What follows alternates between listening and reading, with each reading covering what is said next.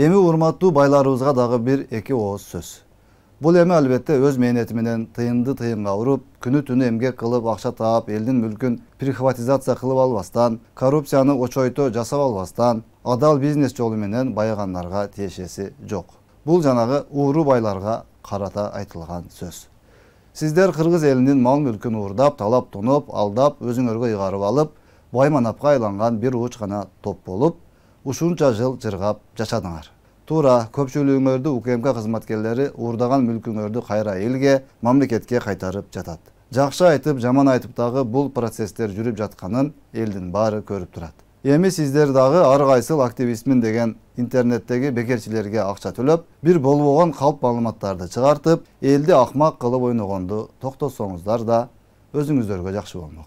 Бириң кайдагы бир аферист Болот Темировго ишенип, бириң дагы бир бекерчи Лейла Саралаева дегенге ишенип, дагы бириң Тилекмат Куреновго ишенип, дагы бир эки ошого окшогон адамдарга ишенип, акчаңарды которуп, тымызын акча жагынан колдоо көрсөтүп, бириң Испанияда жатып алып, бириң Дубайда жатып алып, башка бирөөңөр Кыргызстанда эле отуруп алып, ар кайсыл жолдор менен тымызын Жапаров менен Ташиевге каршы иштеп жатканыңарды эч ким билбейт деп ойлойт окшойсуңар. Эгер сиздердин уурулук менен тапкан байлыгыңарды элге кайтарып берген болсо, ал дагы сиздерге аздык кылып жаткан болсо, акчаңар дагы эле көптүк кылып, революция кылганга, элдин башын айлантканга акчаңар жетиштүү болуп жаткан болсо, демек сиздерге карата кайрадан мурдагысынан көрө каталыраак чара көрүүгө туура келип калат турбайбы? Силердин мыйзамсыз топтогон байлыгыңарды эч ким көтөрүп кетип калып жаткан жок. Ал мүлктөр элдин эсебине өтүп, мамлекетке кайтарылып гана жатат.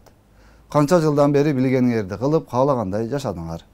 Эми элдин мүлкүн элге кайтарып берип, калган жашооңорду уланта берсеңер болмок. Же эмне, силер гана жакшы жашашыңар керек дагы, калган эл жакшы жашаса болбойбу? Силер эле жылуу жумшак үйдө жатышыңар керек дагы, калган адамдар бир комната үйгө зар болуп, талаалап жүрө бериши керек беле? Силер ар аптада жылкы союп, арак шарап ичип жатышыңар керек эле дагы, калган кыргыз эли таманы жарылганча иштеп, үйүнө балдарына 1 килограмм эт көтөрүп келе албай, тишинин кирин соруп жатышы керек беле? Силер балдарыңарды Европалап, Америкалап окутушуңар керек эле дагы, калган элдин балдары мамлекеттин бир партада 8 окуучу отурган класстарында отуруп, сабак окушу керек беле? Силердин уул кыздарыңар мамлекеттин каалаган кызматында иштеп, эч кимди көзгө илбей акчасын түнкү клубтарга чачып, Дубай, Анталия, Египет кылып дүйнө кыдырып жүрүшү керек эле дагы, калган кыргыз элинин балдары чет жакта бирөөнүн мусорун тазалап, же курулушун кылып, жылдап ата-энесинен, үй бүлөсүнөн ажырап жүрө бериши керек беле? Эми канча болсо дагы жетишер.